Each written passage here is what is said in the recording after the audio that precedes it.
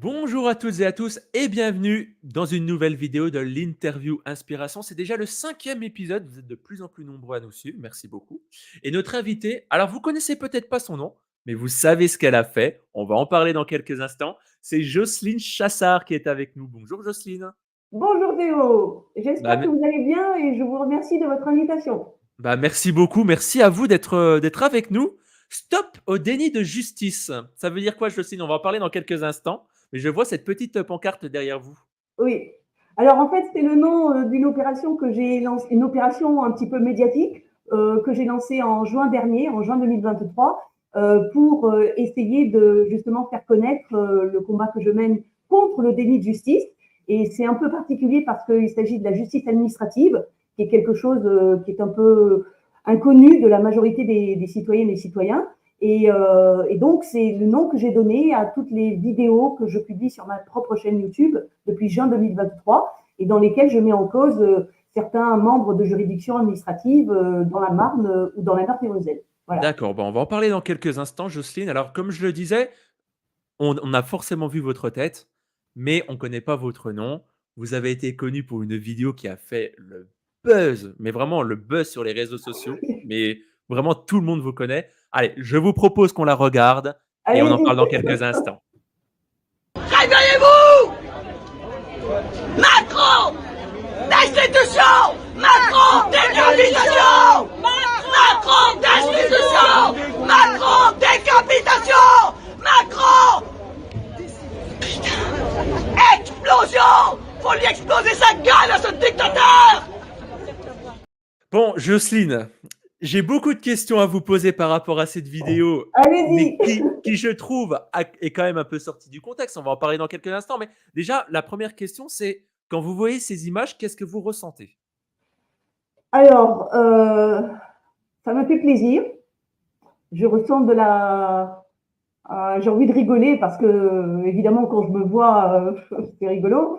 Mais je ressens de la fierté parce que il faut vous dire que ce n'est pas moi qui me filmait, ce n'est pas une camarade qui me filmait, c'est un citoyen lambda que je ne connais pas. Et en fait, il me filmait pendant que je lançais une diatribe contre le gouvernement de Macron à l'époque. Donc, c'était le 12 septembre 2020 à Paris.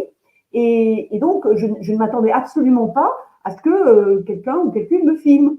Et le jour où ce monsieur m'a filmé, si vous voulez, lors de la manifestation, eh bien, je C'était ne en savais pas septembre qui me 2020, filmait. ça, hein? Voilà, le 12 septembre 2020. Et en fait, je n'ai appris l'existence de cette petite vidéo qui dure en fait 2 minutes 36. Et je n'en ai appris l'existence que 6 mois plus tard, au mois de mars 2021. Ah bon? Et oui, oui, tout à fait. Et au mois de mars 2021, parce que si vous voulez, je ne suis pas du tout dans les réseaux sociaux. Et donc, au mois de mars 2021, j'ai appris l'existence de cette vidéo et j'ai appris effectivement qu'elle avait fait des dizaines, voire des centaines de milliers de vues.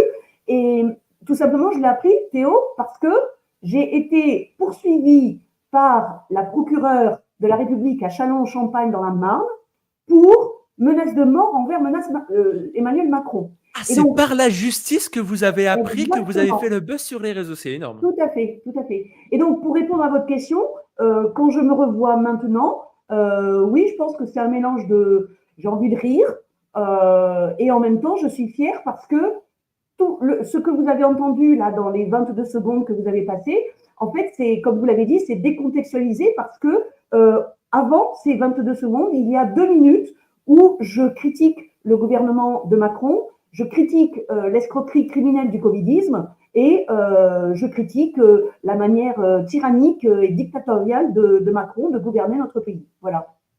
Ouais, alors, du coup, moi, la question que je me posais, en fait, c'était de savoir si c'était une mise en scène ou pas, si vous saviez que vous étiez filmé. Donc là, vous avez dit que non, du coup. Pas Donc, du tout, non, mais non. est-ce qu'à un moment, quand vous avez fait donc, cette diatribe, comme vous le dites, est-ce que vous vous êtes rendu compte que vous étiez filmé? Ou vous étiez vraiment tellement passionné qu'à la limite, il n'y a plus rien qui existait? Ben, c'est ce que vous dites. Non, non, je ne me rendais absolument pas compte que j'étais filmée. Alors, il faut vous dire que donc j'avais déjà pris, donc déjà par mon métier, je suis enseignante Oui. depuis 32 ans. Et donc, j'ai l'habitude de parler devant un auditoire, on va dire. Deuxièmement, j'avais aussi commencé à parler devant un public plus large avec les manifestations des Gilets jaunes. Donc, je manifestais avec un mégaphone, je prenais la parole, enfin voilà, donc je ne suis pas du tout timide. Et troisièmement, j'ai pris de plus en plus l'habitude de parler en public de sujets graves pendant les manifestations de résistance au covidisme. Donc, lorsque je parle en public et que je sens qu'il y a des gens qui sont intéressés par ce que je dis, vous venez de le dire, je suis passionnée par ce que je dis, parce que j'ai envie vraiment que mes paroles soient fortes et soient comprises par les gens. Et donc, je ne fais absolument pas attention s'il y a des caméras ou des téléphones portables aux alentours. Absolument pas. Et en plus, Théo, je précise, donc là, les gens qui étaient devant moi, et que vous ne voyez pas bien sûr, eh bien, d'une part, il y avait une cinquantaine de personnes, de citoyennes et de citoyens, qui étions empêchés d'accéder au lieu où devait partir la manifestation des Gilets jaunes. Et Donc, surtout, vous vous adressiez à ces personnes-là, en fait. Tout à fait, tout à fait. C'est pour Et ça ils rigolaient, ils étaient concentrés par... pas du tout, Théo. Non, non, non, non. C'était des gens, comment dire, déjà pour venir manifester en septembre 2020 à Paris, il faut quand même avoir un petit peu de conscience politique. Oui, et être ensuite, convaincu. les gens ne rigolaient pas parce que ils comprenaient fort bien que ce que je disais, c'était vrai, tout simplement. Et la deuxième partie de l'auditoire, Théo, c'était les policiers qui se trouvaient à ma gauche et que vous ne voyez pas non plus. Mais c'est aussi pour eux que je parlais. C'est-à-dire que ces policiers, en fait, nous avaient barré le passage. Donc, nous étions dans une avenue et nous allions arriver à un rond-point. Et c'est de ce rond-point que devait partir la manifestation. Et donc, tout d'un coup, à environ 50 mètres avant le rond-point, il y a eu une vingtaine de policiers qui se sont mis sur une double rangée devant nous et qui nous ont barré l'accès au rond-point. Et donc, c'est aussi de là qu'est venue la colère qui m'habite, c'est-à-dire que notre liberté constitutionnelle de manifester et de circuler était entravée par ces policiers. Donc, vous voyez, c'est pour ça qu'ayant à la fois les citoyennes et les citoyens en face de moi, qui applaudissaient à ce que je disais, et ayant à ma gauche les policiers, franchement, est-ce que quelqu'un me filmait ou me photographiait? Mais j'en avais rien à faire. Rien à faire. Et du coup, ça n'a pas été sans conséquence d'un point de vue judiciaire. Alors là, je reprends un article de France 3. Vous avez été condamné à 3 mois de sursis probatoire pendant 2 ans pour outrage sur 2 enseignantes, on va revenir dans quelques instants, et menace de mort sur le président de la République. Alors, d'ailleurs, je précise que quand je disais rigoler, c'était plus parce que la forme, voilà, et vous l'avez dit vous-même, ça pouvait prêter à rigoler. Mais voilà, comment vous avez interprété ces condamnations? Est-ce que vous avez trouvé que c'était trop lourd et que ça venait de là, le déni de justice? Alors, il y a je ferai deux réponses à votre question. Ouais. Donc, premièrement, effectivement, le jugement qui est intervenu le 28 mars 2022. Plus de 2 ans après les faits, moins de 2 ans après les faits. Exactement. Et en plus, Théo, c'est vraiment une coïncidence extraordinaire que vous m'ayez proposé votre émission aujourd'hui, parce que c'est hier exactement que s'est terminé le sursis probatoire de 2 années auquel j'ai été condamnée, c'est-à-dire que pendant 2 ans, j'avais en quelque sorte une épée de Damoclès au-dessus de la tête. Si j'avais été condamnée pour un autre petit délit ou contravention, j'aurais risqué de faire les 3 mois de prison ferme. Et donc, c'est hier, 28 mars 2024, que ce sursis probatoire s'est terminé. Voilà. Donc, vous êtes libre de vos mouvements, Jocelyne. Voilà, enfin, j'étais déjà libre dans ma tête et dans mes mouvements, mais en tout cas, l'épée de Damoclès du sursis, ça y est, elle est rangée dans son fourreau, pas de problème. Donc, la condamnation elle-même, évidemment que je la trouve injuste, puisque, en fait, c'était ma liberté d'expression qui était en jeu. Il ne s'agissait absolument pas d'une menace de mort envers Macron. Comme je l'expliquais à la procureure de la République à Châlons-en-Champagne, je ne vois pas par quel miracle j'aurais dû me transporter comme James Bond à l'Élysée pour éventuellement essayer de décapiter Macron. Donc, en fait, ce mot c'était peut-être incitation, voilà. Non, c'était vraiment menace de mort. Non, c'était comment dire, le délit. Oui, mais je veux dire, ça a pu être interprété comme une incitation. Là, je me fais vraiment l'avocat du diable, oui. évidemment. Mais alors, en fait, si vous voulez, la procureure a considéré que c'était une menace de mort, et je lui ai fait remarquer qu'elle n'avait peut-être pas beaucoup de culture politique, parce que, en fait, le slogan, c'est destitution, décapitation, explosion. Donc, destitution et décapitation, ça faisait, pour quelqu'un qui a de la culture historique, ça faisait référence à l'exécution du roi Louis XVI en janvier 1793, sachant que le roi Louis XVI, il avait d'abord été jugé parce qu'il avait commis des actes de traîtrise envers la nation. Mais évidemment, la procureure de Châlons-en-Champagne, qui fait partie du déni de justice que je dénonce depuis plusieurs années, évidemment, la procureure, elle a sauté sur cette os à ronger et elle en a profité, si vous voulez, pour me taper sur la tête, quoi. Voilà, c'est tout. C'est tout. Donc la première chose que je voulais vous dire en répondant à votre question, c'est que c'est un jugement injuste. La deuxième chose, c'est que je n'ai pas fait appel. J'aurais pu faire appel. J'allais poser la question. Est-ce que vous avez fait appel du coup, Jocelyne? Alors non, je n'ai pas fait appel pour deux raisons. Premièrement, à l'époque, je n'avais pas l'énergie nécessaire parce que j'avais d'autres dossiers en cours. Donc, je n'avais pas l'énergie nécessaire. Et deuxièmement, je n'avais pas l'argent nécessaire. Parce que j'avais déjà payé un avocat pour me défendre en correctionnel. Et je savais que si je faisais appel, ça devrait entraîner des frais supplémentaires. Donc, je me suis dit, je n'ai pas l'énergie, je n'ai pas l'argent. Ce jugement, pour moi, c'est plutôt une médaille d'honneur. Donc, je vais m'arrêter là. Voilà. Ok, d'accord. Donc, c'est pour cette raison-là. Du coup, moi, ma question, on va parler déni de justice, on va parler harcèlement à l'éducation nationale dans quelques instants. On va juste parler politique, parce qu'évidemment, on parle beaucoup de Macron. Vous dites que Macron est un dictateur. Pour quelle raison? Voilà, très rapidement. Alors, je ne l'appelais pas dictateur avant le 16 mars 2020, mais c'était déjà un individu qui avait été nommé, qui avait été mis à l'Élysée par des financiers internationaux pour détruire la République française. Ça, j'en suis convaincue et je continue à le dire. Et en fait, l'aspect dictatorial, il a déjà l'aspect répressif, on va dire.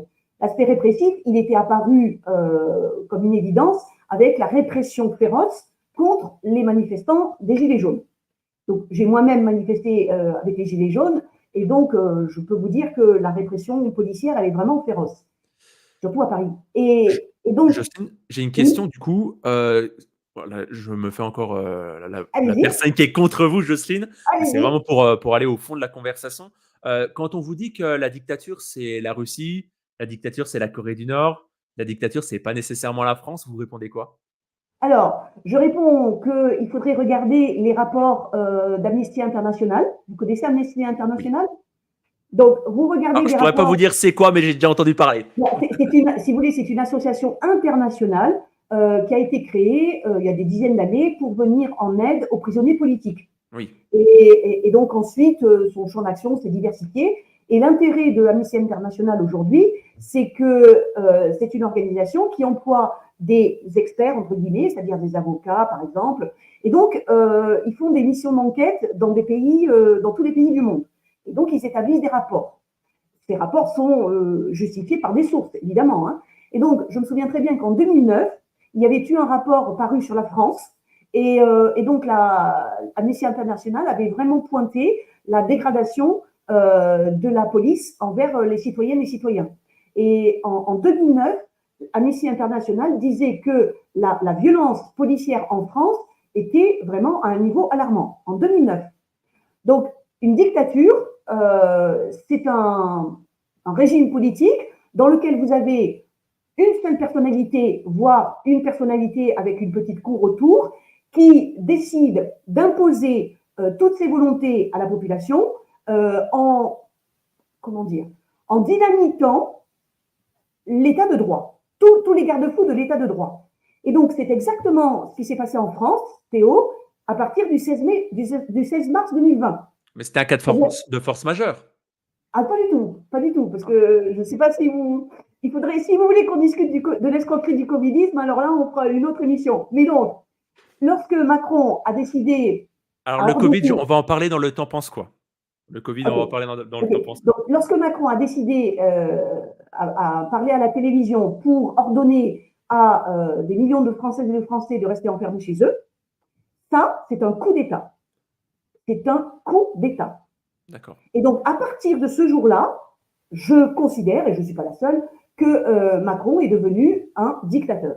Et tout ce qu'il a fait pendant la période, tout ce qu'il a fait lui et ses gouvernements successifs, évidemment, hein, donc tout ce que ces gens ont fait pendant les 2 années consécutives, eh bien, c'est une tyrannie. tout simplement. C'est une tyrannie. Quant à savoir si la Russie est une dictature, eh bien, là encore, comment dire, j'aimerais bien être à la place de Macron s'il pouvait avoir une cote de popularité aussi énorme que celle de Vladimir Poutine. Et les Mais il élections fait en quand même des Russie… meurtres de guerre, Vladimir Poutine. Pardon? Il fait des meurtres de guerre, Vladimir Absolument Poutine. pas. Absolument pas. Les crimes de guerre ont été commis pendant 8 années, entre 2014 et 2022, par le régime de Kiev, en Ukraine, soutenu évidemment par quelques soi-disant démocraties occidentales, et notamment par les États-Unis. Et pendant 8 années, personne ne s'est avisé justement de dénoncer les crimes de guerre commis par l'armée de Kiev dans la population du Donbass. Voilà. Alors, encore une fois, je vous donne juste ma conviction. Et si vous voulez qu'on en discute, il faudrait une émission spéciale. Il n'y a aucun souci, sinon on vous donne la parole, il n'y a pas de soin. Mais je sais que ce que vous allez dire, ça va faire beaucoup parler parce que forcément, il y a une situation qui est tendue. Donc, bon, après, vous êtes libre de votre parole, mais moi, je serais ravi de donner la parole à quelqu'un d'autre qui ne serait pas du tout d'accord avec vous et que vous discutiez. La situation, elle est tendue parce qu'à l'Élysée, il y a actuellement un bonimenteur qui essaie de jeter de l'huile sur le feu pour éviter à la population, pour distraire l'attention de la population sur l'épidémie de pauvreté qui sévit en France. Donc, tout ce que fait Macron actuellement, en ce qui concerne le conflit en Ukraine, eh bien, tout ce que fait Macron, c'est la suite de ce qu'il n'a pas fait entre 2014 et 2022. Et cet individu, j'hésite entre psychopathe, bonimenteur, vraiment. D'accord. Bon, je ne pensais pas que cette discussion allait prendre cette tournure-là. J'ai encore quelques questions sur Macron. Et après, promis, on va parler de vos sujets avant de passer au T'en penses quoi. Allez, on va faire de la politique fiction. On va imaginer certaines choses. Imaginons, là, vous avez parlé de coup d'État il y a quelques secondes. Il y a un coup d'État contre Macron. Voilà. Il y a des gens, je ne sais pas de quel mouvement, c'est de la fiction, ce que je dis, qui sortent du pouvoir Macron. Est-ce que c'est quelque chose dont vous êtes favorable? Non. D'accord. Moi, je suis favorable. C'est pour ça que j'ai employé le mot de explosion dans le slogan qui m'a rendu célèbre, mais bien malgré moi. Moi, je souhaite, mais j'ai pas beaucoup d'illusions, je souhaite qu'il y ait une explosion de conscience dans la population de la République. Voilà. Moi, c'est ça que je souhaite. Une explosion, que les gens ouvrent enfin leurs yeux et voient l'évidence. Moi, c'est ça que je souhaite. Tout ce qui est contraire au droit, je ne supporte pas. D'accord. Donc là, forcément, c'est contraire au droit, donc vous n'êtes pas favorable. Bien sûr. Oui, un coup d'État, oui. Alors, comment dire, j'ai applaudi des 2 mains ou des 4 mains à la dernière tentative qui avait été faite par le groupe parlementaire de Charles de Courson, qui est le député de la Marne, un député de la Marne, pardon. Et donc, c'était une tentative pour faire voter une motion de censure. Et elle a raté de peu de 9 voix. Il s'en est fallu de 9 voix pour que cette motion ait la majorité. Donc, comment dire, faire sortir Macron, éjecter Macron de cette façon, ah oui, à 100%. D'accord. Et pour terminer sur enfin, si vous avez d'autres questions, mais ce que je voudrais dire, c'est que je suis absolument écœurée par la pusillanimité de la plupart des parlementaires aujourd'hui, qui ne sont même pas capables, Théo, de se mettre à 68 et plus pour déposer une motion de destitution de Macron. Oui. Donc, éjecter Macron de cette façon, oui. Éjecter Macron avec un coup d'État venant de quelque bord politique que ce soit, non. Personnellement, tout ce qui sort du droit me dégoûte. Voilà. Bon, ça, c'est une réponse sans ambiguïté. Moi, j'ai une deuxième question. Alors, elle est tordue, celle-ci. Je tiens à préciser. Admettons Macron pour une X ou Y raison, et en vrai, on ne lui souhaite pas, on n'est pas comme ça, Jocelyne. Mais admettons, il meurt. Oui. Voilà, franchement, horrible. Vous voyez qui pour le remplacer? Actuellement, personne. Ouais. D'accord. Alors, je suis une chasseur, peut-être? Pardon? Je suis une chasseur? Non, absolument pas. Moi, tout ce que je veux retrouver, c'est ma fonction d'enseignante dans l'éducation nationale. On va en parler dans quelques instants. J'ai des questions à vous poser à ce sujet. Donc, actuellement, Théo, il y a malheureusement, c'est affligeant, mais c'est bien le reflet de la dégénérance de la vie politique en France. Donc actuellement, je ne vois aucune personnalité qui puisse être un homme d'État ou une femme d'État comparable, par exemple, à Vladimir Poutine pour son pays. Il n'y a pas Il y a quelqu'un qui vous absolument attire plus personne. que d'autres? Pardon? Il n'y a pas quelqu'un qui vous attire plus qu'un autre? Alors, avant le mois d'avril 2020, Théo, je vous aurais répondu Jean-Luc Mélenchon, puisque je suis de gauche depuis l'âge de 15 ans et j'ai toujours voté pour la gauche et j'ai voté pour Jean-Luc Mélenchon en 2017. Donc, jusqu'en avril 2020, je pensais qu'il avait vraiment la stature. Et puis, étant donné que depuis avril 2020, Jean-Luc Mélenchon a sauté à pieds joints dans l'escroquerie criminelle du covidisme, eh bien, je considère actuellement qu'il s'est comporté comme un traître à la nation. Et donc, pour moi, il n'existe plus en tant que personnalité politique crédible. Voilà. Mais il n'est pas pote avec Macron pour autant. Oh, ben, qu'il soit pote ou pas, en tout cas, il a eu des complices, c'est tout. Que ce soit par incompétence, par imbécilité, par aveuglement ou par calcul politique, il s'est montré complice de l'escroquerie criminelle du covidisme. Sur Jean-Luc Mélenchon, vous avez pensé quoi de ses dernières prises de parole, notamment Je sur l'Israël? n'écoute plus cet individu. Ah, vous ne l'écoutez plus. Ah Ah, non, vous non. faites vraiment, ouais, vous faites comme s'il n'existait pas en fait. Bah, écoutez Théo, personnellement, je veux dire quand quelqu'un me déçoit, je vais plus perdre mon temps à écouter ce que dit la personne qui m'a déçu. C'est tout. Vous pourriez l'écouter justement pour le contredire. Pas du tout. J'ai mieux à faire que ça. Et étant donné qu'il n'y a que 24 heures dans une journée, je passe, lorsque je ne travaille pas à mes dossiers, je passe plus de temps à écouter, par exemple, quelqu'un comme Idriss Aberkan ou Jacques Beau, pour parler de la guerre en Ukraine. Eh bien, je passe plus de temps à écouter ça qu'à écouter Monsieur Mélenchon. Ok. Déni de justice. Bon, on y va. C'est quoi le problème avec le déni de justice, Jocelyne? Qu'est-ce qui vous a fait entrer dans ce combat?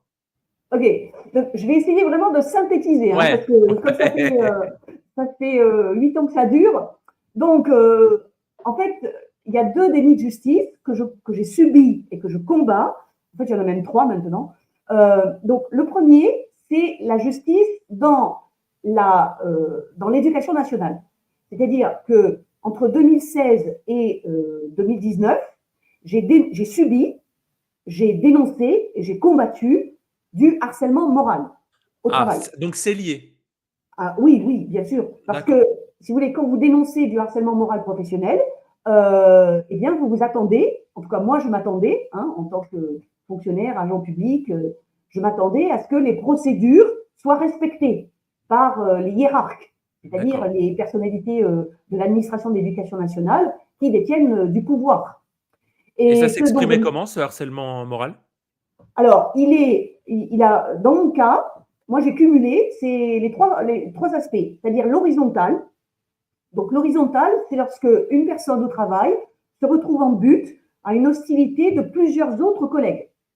Et donc, dans mon cas, il s'est construit en 2018-2019 contre moi une cabale d'environ une vingtaine de personnels du collège où j'enseignais dans la Marne. Okay. La deuxième facette, c'est le harcèlement vertical. C'est-à-dire que la personne qui croyait avoir une supériorité hiérarchique sur moi, la chef d'établissement, a entrepris de me placardiser, c'est-à-dire de m'enlever presque toutes les activités pédagogiques que j'avais eues jusqu'à présent avec les élèves. Et vous faisiez quoi de vos journées du coup? Pardon? Vous faisiez quoi de vos journées du coup? Alors, placardiser, ça ne veut pas dire, Théo, que physiquement, je vais être mise dans un placard. Non, mais il y a certaines personnes à qui ça arrive physiquement. Oui, de dire tu te mets dans un bureau, tu fais rien, t'attends que la journée passe. Exactement. Il y a certaines personnes, c'est arrivé. Moi, c'est pas du tout le cas. Moi, je suis professeur documentaliste, donc je gérais le centre de documentation et d'information, et j'avais des activités pédagogiques chaque semaine avec les élèves. Donc, dans mon cas, la principale a fait disparaître en 2018 les 3/4 des activités pédagogiques que j'avais avec les classes de 6e, de 5e, de 4e et de 3e. C'est en ça que j'ai été placardisée. Les activités pédagogiques que j'avais eues auparavant, en 2017-2018, eh bien, en 2018-2019, elle en a fait disparaître les 3/4. Et le troisième aspect du harcèlement que j'ai combattu, c'est le harcèlement institutionnel. C'est-à-dire que la supérieure, enfin, pas ma supérieure, hein, non, la chef d'établissement qui faisait le harcèlement vertical, elle a été protégée à partir de 2018 par des personnalités du rectorat de Reims, des individus que j'appelle des hiérarques, des individus qui se croient au-dessus des lois et qui croient vraiment que même s'ils font des délits, eh bien, ils seront toujours impunis. Et donc, ce harcèlement institutionnel, c'est vraiment celui de quelques hiérarques qui sont au pouvoir au rectorat de Reims et qui, en 2018-2019, n'ont eu qu'une envie, c'est de m'éjecter hors de l'éducation nationale. Et donc, le premier déni de justice que je dénonce, c'est la violation du droit et de mes droits à l'intérieur de l'éducation nationale. Le deuxième déni de justice, c'est que Il y en a combien? Quand vous êtes fonctionnaire, ou si vous êtes un citoyenne lambda, et que vous avez un conflit, un contentieux avec l'administration, Théo, eh bien, vous pouvez aller au tribunal administratif pour justement revendiquer vos droits et obtenir justice. Et donc, c'est ce que j'ai fait à partir de 2017. Et franchement, j'étais convaincue que j'allais obtenir justice rapidement. Parce que j'avais une bonne avocate, parce que je m'étais déjà un petit peu plongée dans la jurisprudence et je savais que j'avais toutes les preuves de mon côté. Et en fait, je me suis rendu compte que, aussi bien à Châlons-en-Champagne, dans la Marne, au tribunal administratif, qu'à la cour administrative d'appel de Nancy, dans la Meurthe-et-Moselle, eh bien, je suis tombée face à, on va dire, 4 ou 5 individus jusqu'à présent, qui n'en avaient rien à faire de respecter le droit, qui n'en avaient rien à faire de garantir mes droits, et qui n'en avaient rien à faire de sanctionner le rectorat de Reims pour ses abus de pouvoir. Donc ça, c'est le second délit de justice. Et le troisième, alors pour le troisième, je n'ai pas encore fait vraiment de vidéo sur ma chaîne YouTube à ce sujet, mais ça va venir. Donc le troisième, c'est le fait que lorsque je dépose des plaintes pénales très rapidement, Jocelyne, pour des délits avec des preuves, eh bien, mes plaintes sont quasi systématiquement classées sans suite et sans enquête. Et il suffit que un ou deux personnages du rectorat de Reims portent plainte contre moi, ou du collège de Suippes portent plainte contre moi, et alors là, je suis immédiatement convoquée. Donc, vous voyez, c'est le 2 poids 2 mesures dans la justice pénale. Pour vous, la justice ne fait pas son travail, elle est défaillante, elle n'est pas à la hauteur de la démocratie? Alors, je ne dirais pas la justice, parce qu'il ne faut pas généraliser, mais les êtres humains, les personnes qui sont chargées de rendre la justice, qui sont chargées de l'incarner, qui sont chargées d'accomplir leur mission jusqu'au bout, eh bien, jusqu'à présent, ça fait 7 ans, je n'en ai vu qu'à peu près 1 sur 5 qui voulaient vraiment accomplir la mission. Et les autres individus, contre qui j'ai dû porter plainte aussi, eh bien, ces autres individus, le constat objectif est que ces individus se sont rendus complices passivement du rectorat de Reims et ont totalement violé, bafoué, je vais dire, leur mission de rendre la justice, qu'elle soit pénale ou administrative. Mais du coup, ça ne vous a pas donné envie, je pose la question, ça ne vous a pas donné envie d'agir dans le sens où généralement, agir, ça passe aussi par la politique. Et pour agir, on se lance en politique. Vous n'avez pas eu envie peut-être de vous lancer en politique, d'aller chercher un autre candidat sur lequel vous pourrez vous allier? Je sais que par exemple, Florian Philippot, il est quand même un petit peu sur la même lignée que vous. Voilà, est-ce que il n'y a pas eu des idées d'alliance pour pouvoir essayer d'agir au plus long terme? Non, parce que vous voyez, l'action dont vous parlez, Théo, c'est une action où vous déléguez votre pouvoir. Vous déléguez votre pouvoir à une personnalité qui est en vue ou qui a déjà un mandat politique. D'accord? Moi, ce que les manifestations avec les Gilets jaunes et les manifestations anti-covidistes m'ont apporté, c'est justement la preuve que notre pouvoir réside dans notre propre action à nous, citoyennes et citoyens. Et donc, moi, je suis dans l'action depuis 2016 parce que j'ai passé maintenant, ça doit se compter par des milliers d'heures à faire des recherches de jurisprudence, à rédiger des courriels, à rédiger des mémoires avec mon avocate, à interpeller des personnalités politiques dont certaines m'ont soutenue, à faire des vidéos. Voilà, c'est comme ça que je conçois l'action politique. C'est-à-dire, lorsque nous-mêmes, vous voyez Théo, lorsque nous-mêmes, nous nous sentons capables, avec justement notre voix, ou avec des émissions comme la vôtre, vous voyez, des chaînes YouTube. Des médias, ouais. Des médias, voilà, des médias citoyens, des médias qui sont créés par les gens et pour les gens. C'est nous, c'est ça. Pas l'action, c'est ça l'action que je veux. C'est pas une délégation. Alors, vous parliez de Florian Philippot, Théo, vous avez raison. C'est-à-dire que, je vous l'ai dit, moi je suis de gauche depuis l'âge de 15 ans. Et lui, il n'est pas trop de gauche, lui. Pardon? Il n'est pas trop de gauche. Voilà, il n'est pas trop de gauche. Et jusqu'en septembre 2020, je n'aurais jamais imaginé devoir le féliciter pour sa prise de position, justement, contre l'escroquerie covidisme. Donc, en septembre 2020, j'ai écouté un entretien qu'il avait donné justement à une chaîne citoyenne, et c'était un entretien où il expliquait comment il avait décortiqué l'escroquerie du covidisme. Parce qu'il venait de faire paraître un livre qui s'appelait Covid, l'oligarchie démasquée. Et donc, franchement, Théo, ce jour-là, quand je l'ai entendu pendant 3/4 d'heure, je me suis dit, mais c'est pas possible, je vais devoir applaudir un type qui est classé à l'extrême droite, alors que tout ce que Florian Philippot disait, je l'avais attendu en vain depuis des mois de la bouche de Jean-Luc Mélenchon. Ah, donc, vous voyez, donc c'est plus un amour déçu, en fait, Jean-Luc Mélenchon, en fait. Non, c'est pas un amour, parce qu'en politique, il n'y a pas d'amour. C'est une déception. Oui, une déception amoureuse, quoi. Enfin, pas amoureuse, mais c'est une déception alliance, quoi. politique. C'est une déception politique. Une déception politique, oui. C'est vrai. Vraiment. J'ai quand même quelques questions, malgré tout. Du coup, vous ne faites plus partie de l'éducation nationale, mais voilà, votre objectif, c'est de redevenir enseignante. Mais du coup, aujourd'hui, vous vivez de quoi? Alors, donc effectivement, mon objectif, c'est de faire annuler les 2 révocations qui ont été prises contre moi en 2019 puis en 2021, à la suite d'un conseil de discipline en mai 2019 qui est totalement irrégulier. Et pourquoi? D'abord, lorsque j'ai été révoquée la première fois en août 2019, eh bien, je me suis inscrite immédiatement à Pôle emploi et donc j'ai perçu une allocation de chômage. Ouais. Et ensuite, il y a eu une période d'à peu près 2 ans pendant lesquelles, à partir de 2021 jusqu'à 2023, où je n'ai plus perçu aucune ressource, tout simplement parce que j'avais été placée en congé de maladie par mon médecin traitant, parce que j'étais vraiment très mal au début de 2021. Et donc, à la suite pendant ces 2 ans, je n'ai perçu aucune ressource, aucune allocation. Et en fait, j'ai vécu avec une petite partie des économies que j'avais réalisées, c'est-à-dire une partie de mon assurance vie. Et là encore, j'en suis fière parce que mon assurance vie, elle m'a servi à m'assurer une vie à peu près décente pendant 2 ans. Et donc là, depuis octobre 2023, je me suis réinscrite à Pôle emploi et j'essaye d'obtenir une formation d'assistante juridique. Ah, d'accord. Voilà. Bon, eh ben, écoute, on vous souhaite le meilleur. Merci.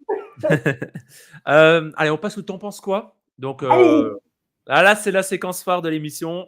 On vous donne des sujets et ça peut ne rien avoir avec ce dont on a parlé. Et on vous demande votre avis, Jocelyne. Le T'en penses quoi? C'est parti. Jocelyne, vous en pensez quoi de Cyril Hanouna? Alors, je serai toujours reconnaissante à Cyril Hanouna pour m'avoir invité le 29 mars 2022 dans son émission. C'est pour ça que je vous demande. C'était le lendemain du jour où j'avais été condamnée au tribunal correctionnel de Châlons-en-Champagne. Et donc, je sais très bien que Cyril Hanouna voulait, comme vous avez dit tout à l'heure, surfer sur le buzz médiatique. Je sais très bien. Mais c'était pour moi une occasion, justement, de faire entendre ma voix d'une façon différente de celle de la vidéo que vous avez montrée au tout début. Oui, comme aujourd'hui. Et donc, pour cela, je lui serai toujours reconnaissante de m'avoir invitée et de m'avoir permis de porter ma parole. À part ça, un peu comme l'avocate Anne-Claire Moser que vous avez aussi interrogée dans votre émission, comme je suis des fidèles à notre émission, on aime beaucoup. Voilà, donc comme je n'ai pas de télévision depuis peut-être 35 ans maintenant, eh bien, je ne regarde pas l'émission de Cyril Hanouna. Ça, c'était mal. En tout cas, pour le fait qu'il m'ait invité cette fois-là, eh bien, je le remercie du fond du cœur. Ouais, ça s'était mal passé avec les chroniqueurs sur place. Pas du tout. Avec Mathieu Delormeau, par exemple. Bon, Mathieu Delormeau, je veux dire, il est plus jeune que moi, donc il a eu un petit geste de familiarité et j'ai essayé de lui faire comprendre que ce petit geste était déplacé, c'est tout. Bon, bah écoutez, il n'y a pas de souci. S'il vous propose d'être chroniqueuse chez lui, vous accepteriez? Alors, personnellement, je préférerais qu'il m'invite une deuxième fois. Ah, mais vous n'êtes pas payé. Ah, mais c'est pas grave. Alors là, écoutez Théo, vous savez bien, mon combat actuellement, je veux dire, j'y pense à chaque minute de la journée, c'est de faire annuler les 2 révocations et c'est de faire comprendre que le déni de justice que je combats, c'est une gangrène pour notre République. Donc si M. Hanouna voulait bien m'inviter une seconde fois pour que j'explique les raisons qui m'ont porté à porter plainte contre 3 juges ou prétendus juges administratifs, ben, je le remercierai de nouveau. Très bien. Eh ben, on embrasse Cyril Hanouna. Jocelyne, vous en pensez quoi du vaccin contre le Covid? Ou plutôt, si je vous dis, Jocelyne, t'es anti-vax, vous répondez quoi? Alors, je réponds, cher Théo, que le produit expérimental que les gouvernements successifs de Macron ont essayé de faire gober à la population comme un vaccin n'est pas un vaccin. C'est un produit expérimental à base de thérapie génique. Et si vous, je pourrais vous envoyer le décret que le Premier ministre Castex a pris en janvier 2021 ou en décembre 2020, je crois, décembre 2020. Et dans ce décret, Théo, vous verrez qu'il est écrit noir sur blanc que ce produit expérimental est classé dans la catégorie des substances vénéneuses. Donc, mais il a sauvé des vies, le vaccin, non? Pardon? Il a sauvé des vies, le vaccin? Pas du tout. D'abord, ce n'est pas un vaccin, c'est un produit génique vénéneux expérimental. Et ensuite, il a causé la mort d'environ 30 000 personnes, selon les documents eux-mêmes de l'Agence nationale de sécurité du médicament. Et si je vous réponds que s'il y a certaines personnes âgées qui ne se sont pas fait vacciner, et si elles s'étaient fait vacciner, ils seraient encore en vie, vous répondez quoi? Alors déjà, je vous répondrai que... Et Bogdanov, par exemple. Je vous répondrai que les personnes âgées ne se sont pas fait vacciner avec ce produit, puisque ce produit déjà n'est pas un vaccin. Je vous répondrai qu'il y a des milliers de personnes âgées qui sont décédées en 2020 parce que le gouvernement de Macron les a enfermées dans les maisons de retraite. Je vous répondrai qu'il y a des milliers de personnes âgées qui sont décédées dans les jours, dans les semaines ou dans les mois qui ont suivi leur injection. Et je vous répondrai que j'ai dans mon entourage très proche une vieille dame âgée de 73 ans qui a très bien compris l'escroquerie, qui ne s'est pas fait injecter et qui se porte comme un charme. Par contre, dans mon entourage aussi très proche, je connais 3 personnes qui ont eu premièrement un arrêt cardiaque dans les 3 jours suivant l'injection, un autre qui était comme un Hercule qui a eu un cancer foudroyant et une troisième qui a eu une embolie pulmonaire. Et si vous regardez dans votre entourage Théo, si vous ne voulez pas être aveuglé ou avoir des œillères, faites le compte de toutes les personnes qui ont eu des problèmes dans leur santé à la suite des injections. J'en ai eu. je comprends. Ben je oui. comprends, Jocelyne. Jocelyne, oui. Vous pensez quoi de l'affaire Gérard Depardieu? Alors, vous avez posé aussi cette question à J'ai des petites obsessions dans cette émission. Non, mais je vous remercie de me poser cette question parce que je n'étais absolument pas d'accord avec la réponse de Anne-Claire Moser, qui a commencé par parler de présomption d'innocence. Donc, Gérard Depardieu est un misogyne, comment dire, elle n'a pas dit le contraire, honnêtement. Non, elle n'a pas dit le contraire, mais elle a commencé par parler de présomption d'innocence. Donc, c'est un misogyne convaincu. Il n'y a qu'à voir les premiers films où il a commencé avec Bertrand Tavernier. Je n'ai jamais aimé cet individu, jamais. Et donc, ça ne m'a absolument pas surprise d'apprendre que lorsqu'il regardait une manifestation hippique, et quand il a vu une petite gamine de 10 ans sur le dos d'un cheval, il a sorti que les femmes, elles aimaient bien chevaucher les chevaux parce que ça leur excitait le clitoris et que la petite gamine de 10 ans, elle deviendrait une grosse salope. Ça ne m'a absolument pas surprise et je considère que c'est une bonne chose que les propos révoltants de cet individu ont été rendus publics. Et je considère que Gérard Depardieu, il devrait quitter la France, parce que de toute façon, il s'était déjà exilé dans un autre pays afin de ne pas payer d'impôts en France. Oui, c'est ce que j'allais dire. Je crois qu'il n'y est plus, hein, de toute façon. Mais qu'il s'en aille, et puis franchement… Mais Bon, je veux passer sur un autre sujet, mais je pense honnêtement que vous êtes Allez-y. d'accord avec je pense que vous êtes d'accord avec Anne-Claire Moser. Honnêtement, je pense qu'elle En partage tout la même cas, analyse. lorsqu'elle ne commence pas par dire oui, il faut qu'on parle quand même de la présomption d'innocence, il n'y a aucune présomption d'innocence envers Gérard Depardieu, parce que ce qu'il a dit, il l'a dit en sachant qu'il était filmé, donc je veux dire, il n'y a aucun doute. Il n'y a Oui, mais aucun doute. il paraît que les images ne correspondent pas à ce qui a été montré aussi. Oui, alors écoutez, franchement, Théo, si ça c'était vrai, franchement, Depardieu, il aurait déjà toute une flopée d'avocats qui porteraient plainte, qui auraient porté plainte contre les journalistes et contre l'émission de télévision. Hein. J'ai une autre obsession, Jocelyne, c'est l'affaire Palmade. Allez-y. Vous en pensez quoi? Alors, écoutez, en écoutant encore une fois Anne-Pierre Moser, j'ai compris que certains... Non, non, mais Ah, c'est une interview comparative, hein, franchement. non, mais sérieux, Théo, comme je n'ai pas la télé, Ouais. j'avais entendu qu'il y avait une affaire Palmade, mais comme là encore, cet individu, bon, j'en ai rien à faire, je ne m'étais pas préoccupée de savoir ce que c'était. Et donc, si j'ai bien compris, cet individu était alcoolisé et a causé un accident. C'est bien ça. Oui, c'est ça. Bah, il était drogué, Et il était pas alcoolique. drogué en plus, Drogué. d'accord. Et est-ce que la personne accidentée, elle est toujours vivante? Alors, en fait, elle est toujours vivante, mais en fait, elle a perdu son bébé. Et c'est tout le Super. sujet. C'est qu'en Eh fait, ben, le bébé était dans le ventre et en fait, il faut savoir s'il était effectivement né et donc s'il a été effectivement né et ben, il a été effectivement tué. Ça a été tout d'accord, le sujet, en fait. d'accord. Alors, je ne connais absolument pas l'état de la procédure judiciaire contre Palmade, mais en tout cas, si la procédure aboutissait à un procès et que cet individu soit condamné, eh bien, j'applaudirais des deux mains. Vous pensez quoi de Vladimir Poutine?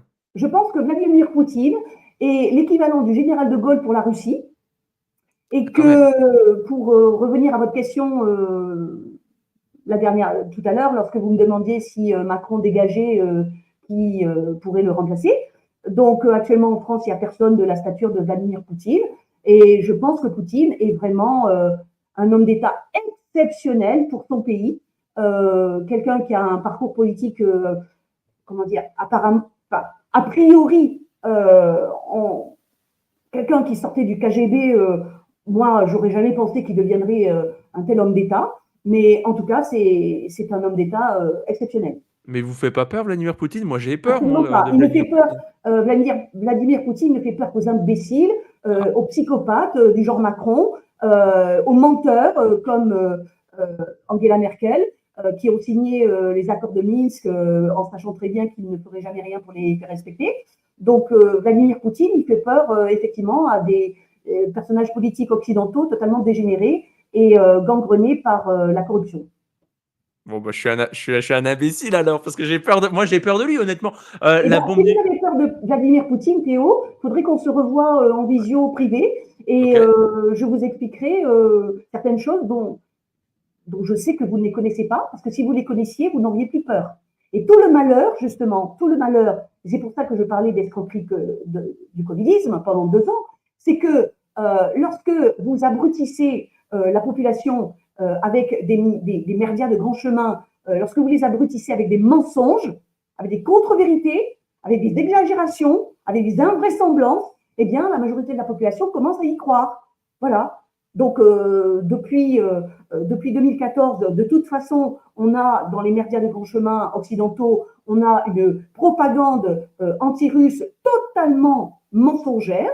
Et donc, c'est pas étonnant, Théo, que si vous, comment dire, si vous n'avez pas comme volonté profonde d'aller voir si cette propagande est fausse ou pas, si vous n'avez pas cette volonté et si vous êtes attiré par d'autres sujets, ce qui est totalement normal, eh bien c'est évident que vous allez croire à cette propagande. C'est Hmm, évident. hmm. Je sais Mais si. vous devriez avoir beaucoup plus peur du dictateur psychopathe qui est actuellement à l'Élysée. D'accord. Si par exemple, je vous propose un débat avec quelqu'un qui est en total désaccord avec vous, vous accepteriez? Alors, j'accepterai à la condition expresse que la personne qui sera en face de moi promette, jure, par écrit, d'apporter la preuve de ce que cette personne dirait avec des documents objectifs. D'accord. Bon, bah, Voilà. donc, il n'y aura pas de débat, à mon avis.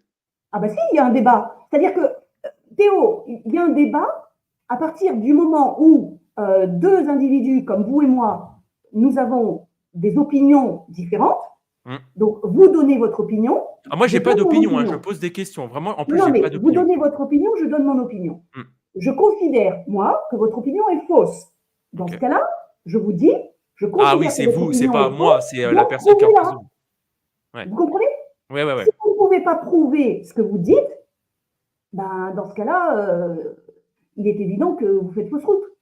Quand je dis vous, attention, c'est pas vous. Oui, c'est pas moi. Oui, j'ai cru que c'était moi. C'est pour ça. Moi, moi, je le dis toujours dans cette émission, je me mets pas dans un personnage, mais j'essaie de poser les petites questions qui piquent, quoi. Voilà. Mais je vous en remercie.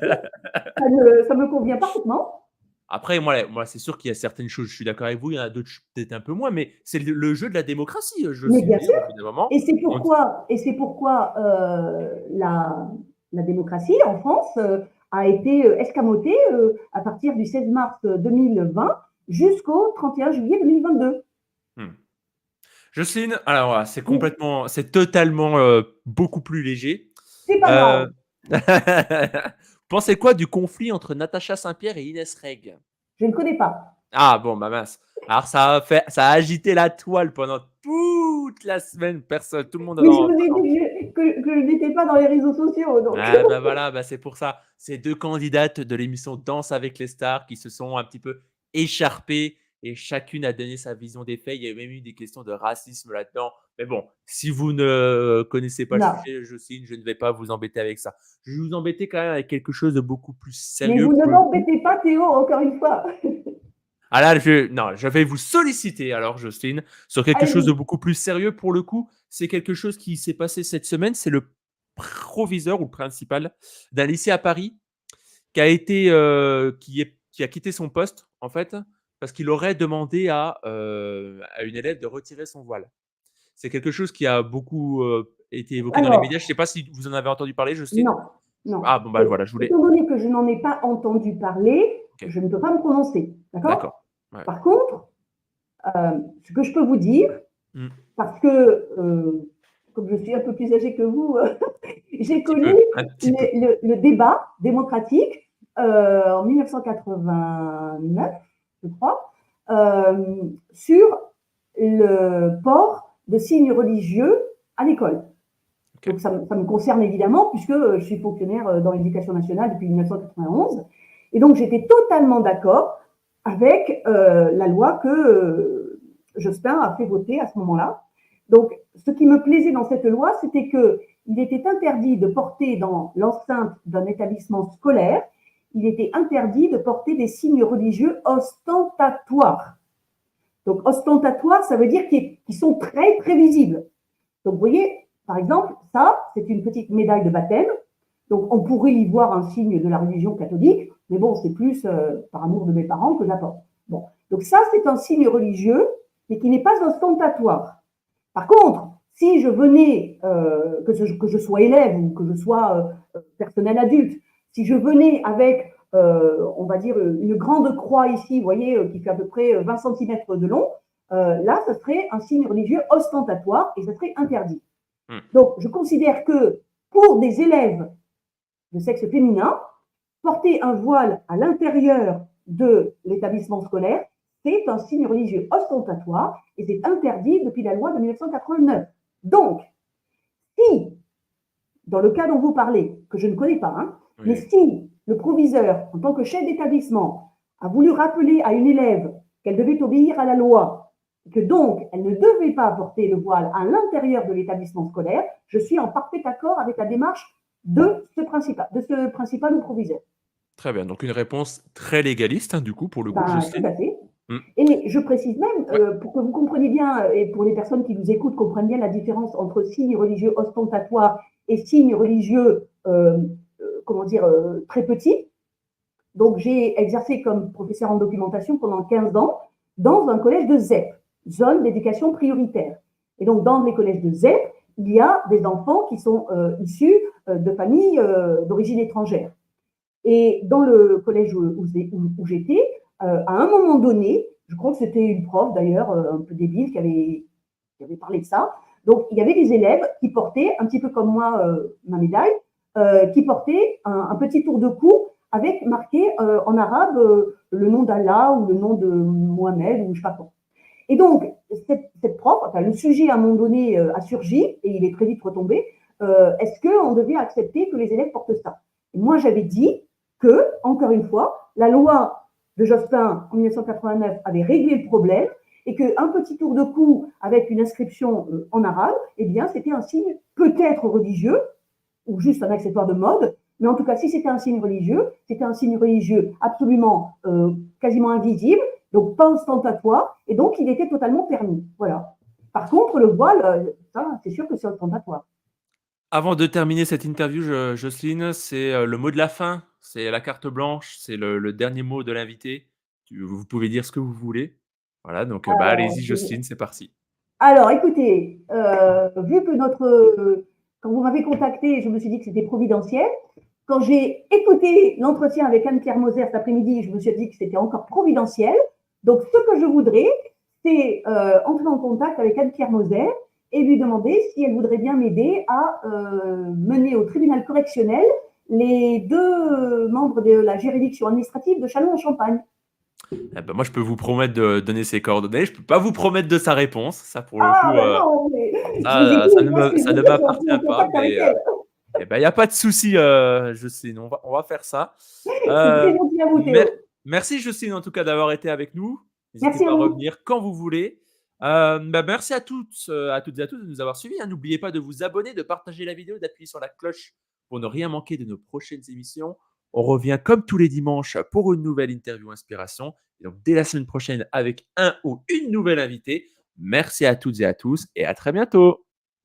Ciao.